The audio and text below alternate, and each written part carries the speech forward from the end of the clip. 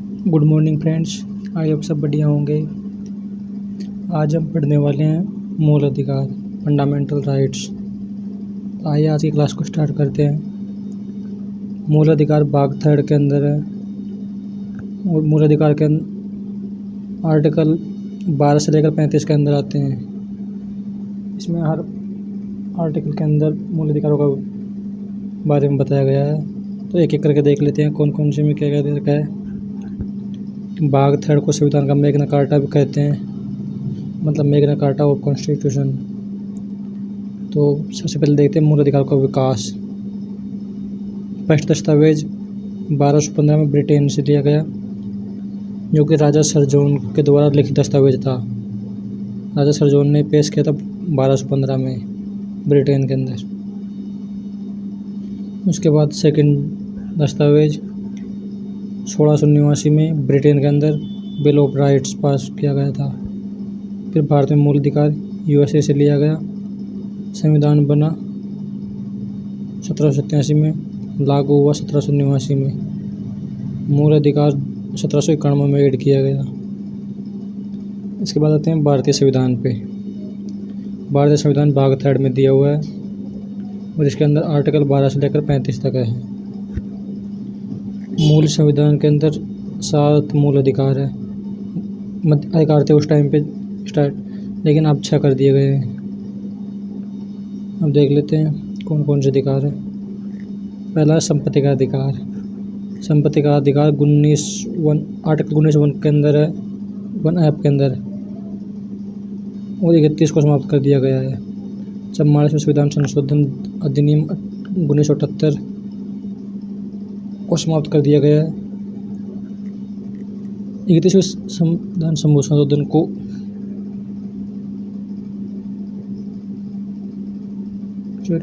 31वें article को 44वें संविधान संशोधन अधिनियम 1978 के द्वारा समाप्त कर दिया गया है। आर्टिकल 300 को भाग 12 में जोड़ दिया। जहाँ आर्टिकल 300 के अंदर था उसको भाग 12 में जोड़ा है।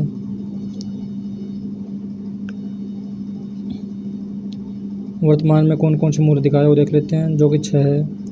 मूल अधिकार में है समता का अधिकार 14 से 18, स्वतंत्रता का अधिकार आर्टिकल 19 से 22, शोषण के विरुद्ध अधिकार आर्टिकल 23 से 24, धार्मिक स्वतंत्रता का अधिकार आर्टिकल 26 से 28, सांस्कृतिक शैक्षणिक अधिकार आर्टिकल 29 और 30 में, संवैधानिक उपचारों का अधिकार आर्टिकल 32 में है। यहाँ पे आर्टिकल 31 को समाप्त कर दिया गया है 44वें संविधान संशोधन द्वारा। शुरुआत करते हैं आर्टिकल 12 से। आर्टिकल 12 के अंदर राज्य की परिभाषा। इसमें आ जाती है भारत सरकार, इंडियन गवर्नमेंट, संसद पार्लियामेंट, राज्य सरकार, स्टेट गवर्नमेंट, राज्य विधानमंडल, स्टेट लेजिस्लेचर, स्थानीय प्राधिकरण, लोकल अथॉरिटी, अन्य प्राधिकरण, अदर अथॉरिटीज। अब चलते हैं आर्टिकल 13 के अंदर। आर्टिकल 13 में ऐसा दिया हुआ है कि राज्य कोई ऐसा कानून नहीं बनाएगा जिनमें मूल अधिकारों का उल्लंघन हो। इसका मतलब यह है कि राज्य कोई भी ऐसा कानून नहीं बना सकता जो लोगों के मूल अधिकारों का उल्लंघन करता हो। और इसमें दूसरा पॉइंट है, यदि राज्य ऐसा कानून बनाता है जिनमें मूल अधिकारों का उल्लंघन राज्य द्वारा बनाया गया लॉ शून्य हो जाएगा। राज्य द्वारा बनाया गया रूल बिल्कुल अपने आप समाप्त हो जाएगा। अगला आ जाता है समानता का अधिकार। आर्टिकल 14 के देख लेते हैं। विधि के समक्ष समानता एवं समान संरक्षण है। इसके अंदर अपवाद भी है कि किसी को अलग से विशेषाधिकार दे के। आर्टिकल 361 के अंदर राष्ट्रपति और राज्यपाल को विशेष अधिकार दिया हुआ है। आर्टिकल 105 में संसद को विशेष अधिकार दिया हुआ है। आर्टिकल 194 में MLA MLC को विशेष अधिकार दिया हुआ है।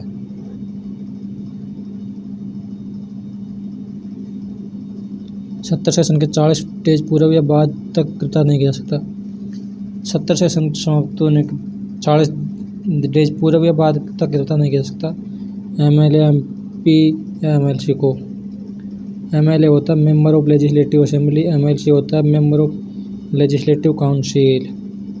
आर्टिकल 14 में देख लेते हैं नैसर्गिक न्याय का सिद्धांत। इसके अंदर एक केस हुआ था मिनर्वा मिल्स वर्सेस संघ सरकार, इस जो कि 1980 में हुआ था। सुप्रीम कोर्ट ने मिनर्वा मिल्स जिताया था इसमें। आर्टिकल 15 देख लेते हैं। किसी भी व्यक्ति को उसे जाति, धर्म, लिंग, जन्म स्थान, वंश के द्वारा भेदभाव नहीं किया जा सकता। इसमें दिया हुआ किसी भी व्यक्ति के द्वारा कोई भेदभाव नहीं किया जा सकता जाति में, धर्म में, लिंग में, जन्म स्थान में या वंश के आधार पर। देखते हैं आर्टिकल 15 भाग 2। उपरोक्त आधार पर तालाब, दुकानों, होटलों, सार्वजनिक वाक में प्रवेश से नहीं रोका जाएगा।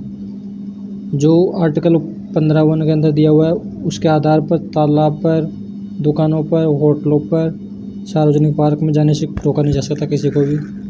आर्टिकल 15(3) के अंदर राज्य को अधिकार दिया जाता है कि महिलाओं एवं बच्चों के विशेष प्रावधान करे। नोट: महिलाओं का घरेलू हिंसा को संरक्षण से अधिनियम 2005 में नया लागू हुआ था महिलाओं के लिए महिला घरेलू हिंसा संरक्षण अधिनियम 2005 में। अब देखते हैं आर्टिकल 15(6) के अंदर 103वां संविधान संशोधन हुआ था 2019 द्वारा जोड़ा गया। यह आर्थिक रूप से पिछड़े तबकों के लिए था, मतलब EWS 10% आरक्षण दिया गया था EWS वाले लोगों को। शैक्षणिक संस्थानों में दिया जाएगा, यानी कि स्टडी से रिलेटेड कोई भी चीज़ होगी उसमें आरक्षण दिया जाएगा EWS को। आर्टिकल 16 के अंदर दिया है लोक नियोजन की समानता, सरकारी नौकरी में समानता होती है। आर्टिकल 16(4) के अंदर दिया हुआ राज्य को अधिकार है कि वह जनसंख्या के अनुपात में आरक्षण दे सकता है।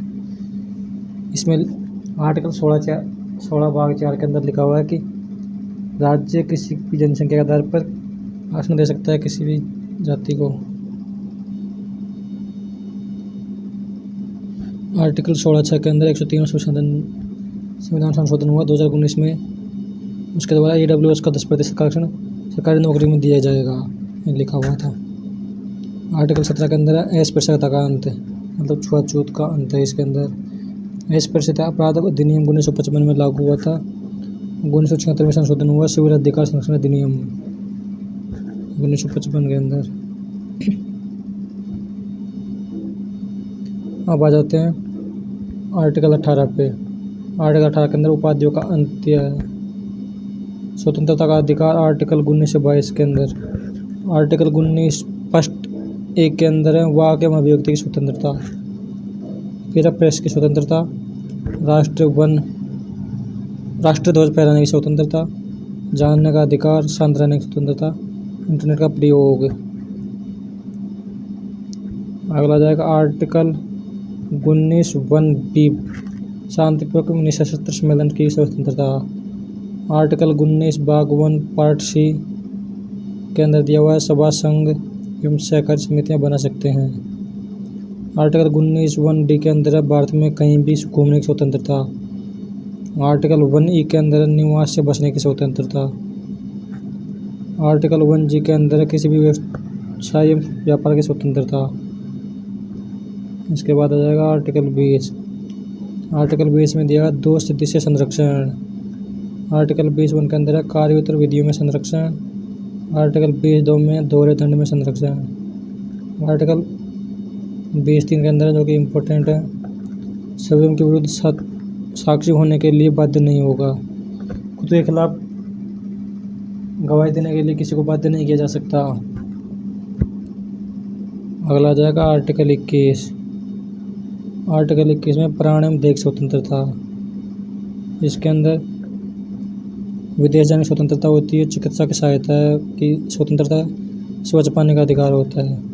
आर्टिकल 21 पार्ट A के अंदर है शिक्षा का अधिकार, जो कि 86वें संविधान संशोधन 2002 के अंदर जोड़ा गया कि 6 से 14 साल के बच्चियों के लिए निःशुल्क अनिवार्य शिक्षा दी जाएगी।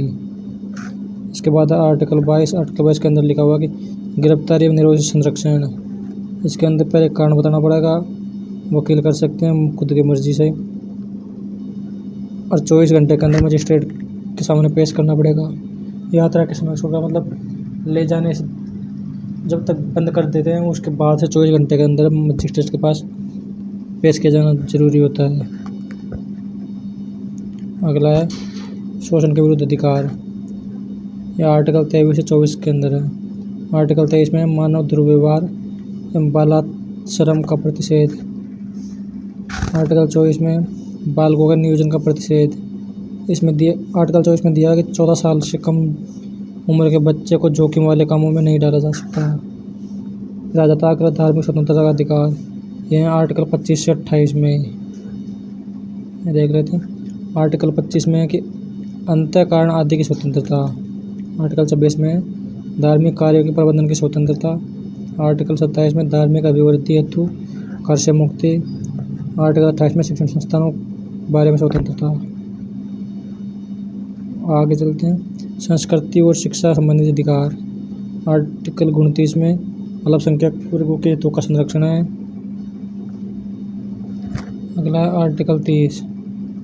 आर्टिकल 30 में शिक्षण संस्थाओं की स्थापना।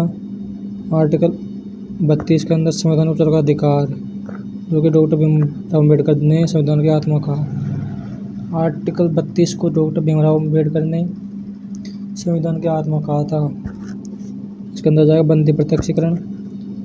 इसका शाब्दिक अर्थ है कि बाधित को प्रस्तुत किया जाए। अगला आ जाएगा परमादेश। परमादेश का शाब्दिक अर्थ है हम आदेश देते हैं। प्रतिषेध है मत करना।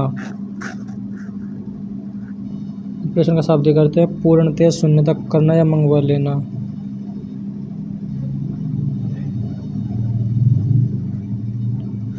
अधिकार परीक्षा, इसका शाब्दिक अर्थ है आपका अधिकार क्या है। भाग 3 के अपवाद।